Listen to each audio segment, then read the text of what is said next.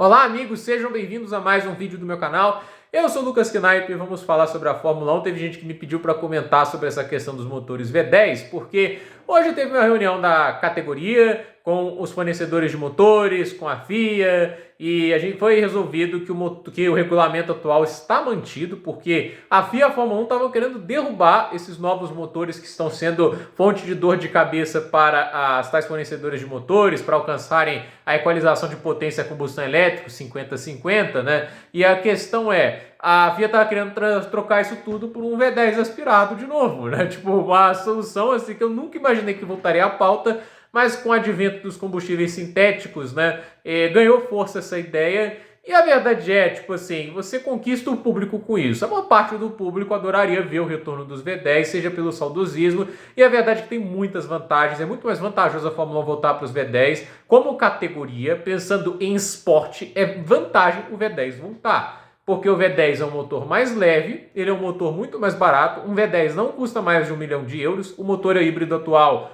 não estou dizendo nem do ano que vem que vai ser ainda mais caro, o atual custa 10,6 milhões de euros. Tem matérias que dizem que o motor atual custa 18 milhões de euros, porque para o motor na proporção aí de uns 75-25, talvez até mais para o motor a combustão, para manter o elétrico ainda entregando potência linear, é muito componente, é muita tecnologia que normalmente não vai para os carros de rua. Os carros de rua usam um alternador diferente, mais potente do que a gente veria nos carros desses, né? Cara, é tão caro aquilo, você fazer isso também num espaço tão confinado e ter que ter toda essa potência, tem que ser confiável, os materiais que usam, que tem sido um problema para muitas empresas, né, na Fórmula 1. Né? Hoje, a Fórmula 1 virou um negócio de montador e a Liberty Media não quer mais garagista lá, a gente está muito nítido isso, eles só querem nomes grandes e não equipes que estão lá só pela corrida, né, porque a Andretti era isso e a Liberty fez todo esse lobby contra, né?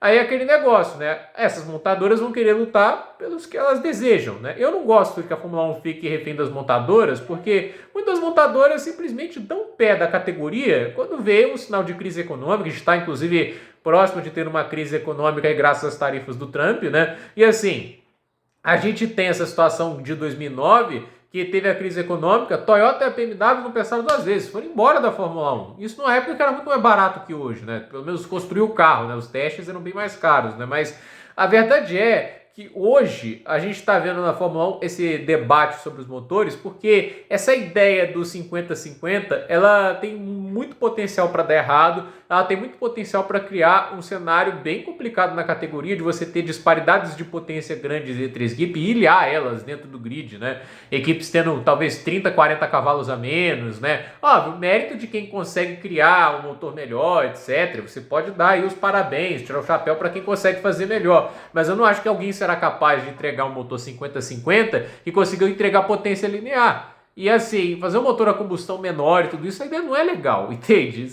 O motor híbrido depende do motor a combustão para funcionar de maneira adequada, né? Tipo, o motor elétrico ainda é inferior ao motor a combustão. O pessoal fica olhando aqueles dados, análise da eficiência da potência, que o motor elétrico entrega mais potência. Gente, olha a Fórmula E, é um carro 100% elétrico, né? A diferença de velocidade que tem para Fórmula 1, se eles andassem no ritmo que o motor V10 permite, aqueles 900 e tantos cavalos, a bateria acaba em segundos.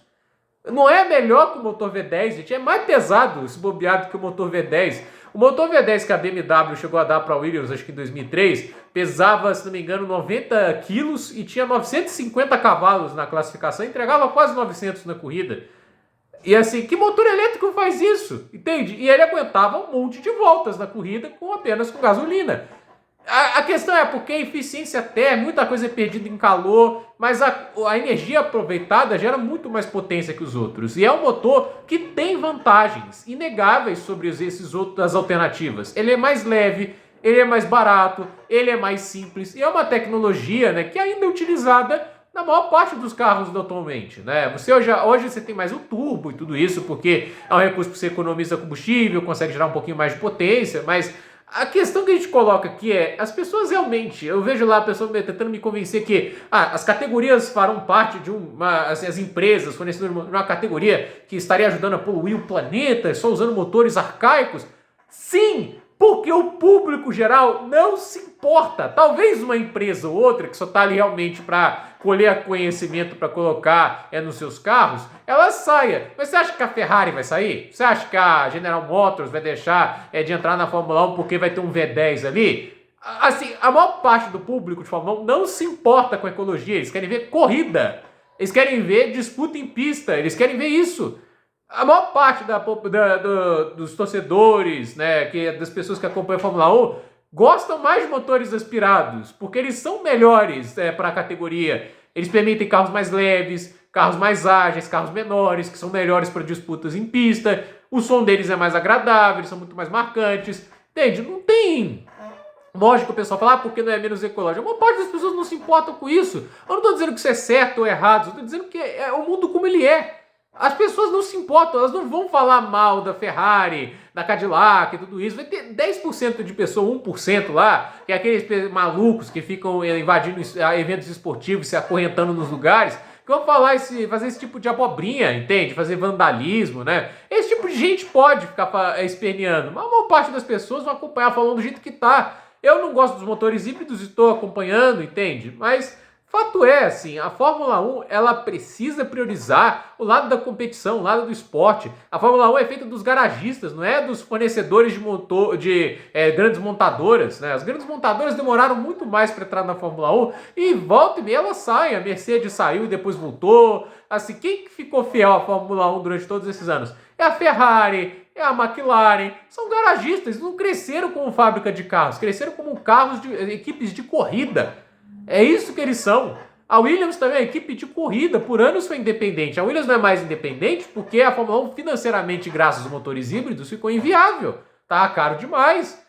E assim, a Fórmula 1 devia estar pensando, era realmente facilitar as coisas. Testes em pistas, menos dependência de túnel de vento, era pensar realmente um motor que seja mais simples. Não precisa ser o motor híbrido e tudo isso. Olha, se existir um combustível sintético, gente, que acabe com a poluição, ou recicle pelo menos o CO2 que vem do ar, é uma maravilha, sabe por quê? Porque a gente viabiliza um motor que sempre vai ser mais barato que o híbrido, que sempre vai ser mais barato que o elétrico e sempre vai ser mais viável. Porque para carregar um motor elétrico, você tem que clicar lá numa tomada, esperar um tempão. Você abastece um carro a combustão rapidinho, igual no Fórmula 1. Você pegava aquela mangueirona lá, enchia 100 litros em segundos.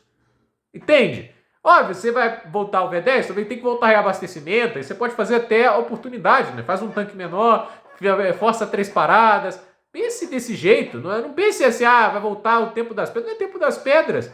Se é um motor que gera tanta potência quanto a atual e permite carros mais leves e se permite carros também mais ágeis e carros menores, então ele é melhor do que os motores atuais, porque a Fórmula 1 do jeito que está não dá. Esses carros de 2 metros de largura, de 5 de comprimento, não tem cabimento. Não existe categoria com carros tão grandes assim. Muitas pistas vão acabar sendo prejudicadas por esses carros. A gente vai ter um circuito outro, como é o caso do Bahrein, que acaba rendendo uma boa corrida porque ele é grande, ele é largo, mas não é toda a Fórmula 1 que é assim. E se a Fórmula 1 está querendo cada vez mais para circuito de rua, eles têm que pensar em algo que possibilite corridas boas lá. E os carros menores vão possibilitar corridas boas em qualquer tipo de condição, né? Tipo, talvez não qualquer tipo, mas assim, vão possibilitar mais condições de corridas melhores, né? Para mim, assim... muita gente está tentando culpar, tipo, o Suzuka pela corrida ruim. O problema é a Fórmula 1. Esses carros de efeito solo são um lixo. Esses motores híbridos deixam os carros muito grandes e pesados. Os carros grandes e pesados são terríveis para a categoria. Então, assim, esse negócio de ficar, vamos mudar para o mercado automotivo, coloca aquele aro 18, que é o aro mais padrão dos carros, aí o pneu fica essa porcaria, ganham 25 quilos extras os carros, porque cada roda fica mais pesada com um aro maior. Cara... o mercado automotivo não pode ditar categoria. A categoria é um esporte. A Fórmula 1 é um esporte. Ela tem que viver como esporte. Ela tem que priorizar o espetáculo e o entretenimento. Se ela está fazendo algo contrário disso, ela está errada. Então, assim, vamos ver o que vai sair dos próximos anos. Então, mantenha o regulamento atual. Vamos ver a maluquice que vai ser a próxima temporada, como que esses motores vão sair. A tendência é que a Fórmula 1 fique mais lenta. Ela deve ficar menos competitiva, mas vamos ver também se os carros novos também são interessantes. Eu acho que esses motores podem até atrapalhar a gente ter um horizonte interessante de analisar como que os carros novos vão se comportar em disputas de pista. Eles vão ser um pouco menores, não muita coisa, né? Mas é alguma coisa de evolução, né? Vamos ver o que vai acontecer. Então, gente, por esse vídeo é isso. Dúvida nos comentários, deixe seu like, se inscreva no canal, compartilhe esse vídeo e até o próximo vídeo.